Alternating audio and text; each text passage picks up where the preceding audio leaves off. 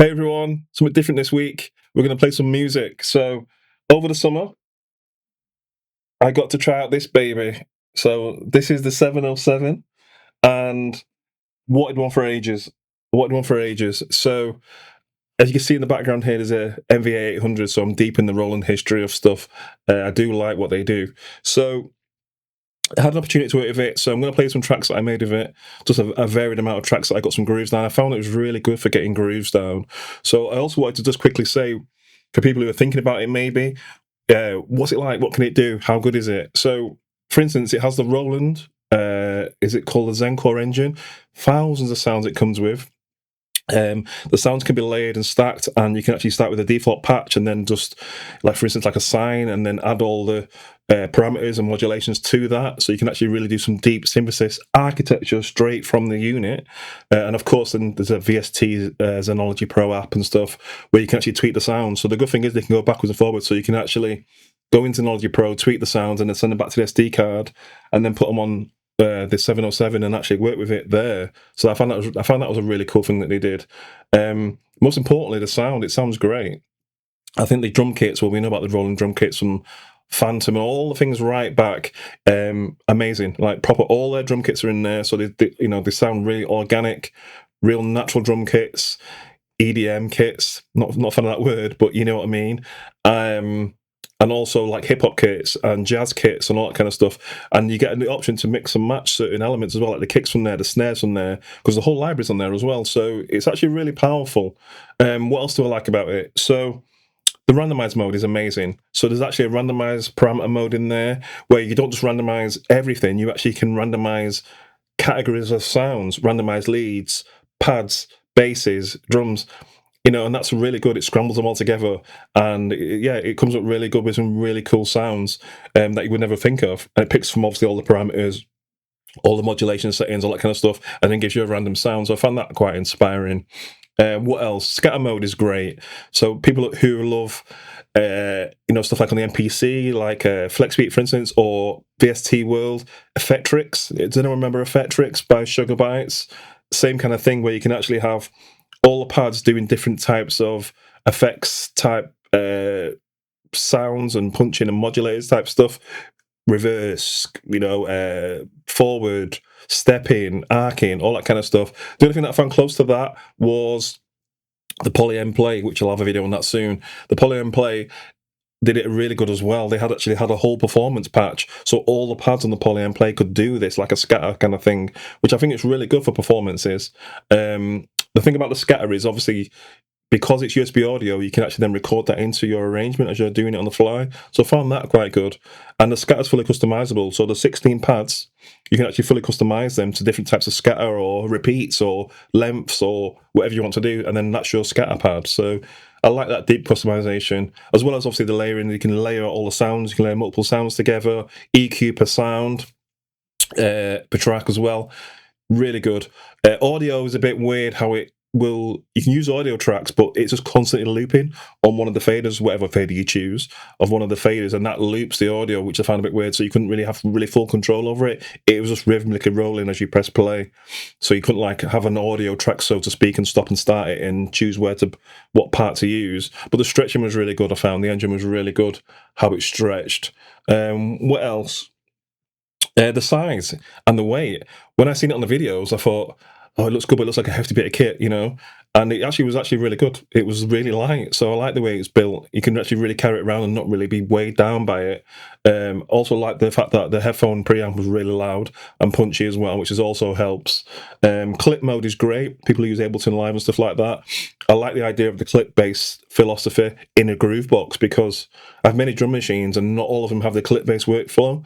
And I like the fact to be able to sketch your ideas down, so you can actually sketch multiple clips and mix and match the clips. I know the MPC does that now. So, and the Force, I came from the Force, that had it really well, where you can actually then just mix, your bass with a beat, and then different basses with different beats, and work out breakdowns and drops.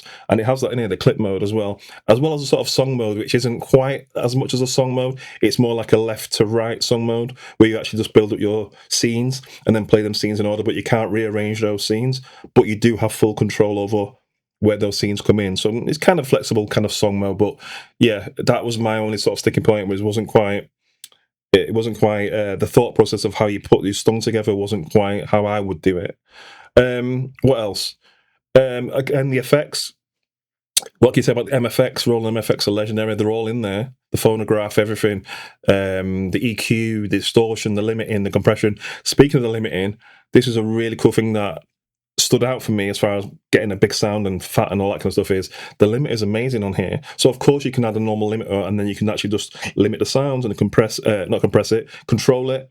And then, you know, you've got control of the sound and stuff like that. But I found that the limiter, it had a low band element in it. So you can actually low boost the limiter, which I found amazing. So you could control it and then you could just dial in more low into the limiter, which I found, wow, with a drum kit or even like a whole track running and putting the limiter on it and doing that, the fattest subs come out of that, trust me. Like the fattest subs and basses and kicks and 808s, when you had that limiter in there as well, it's like, okay, that was the stand up for me as far as the effects are concerned, is that, because I've never really seen that, a limiter with not in a groove box, a limiter with low and high bands in it. That was really powerful.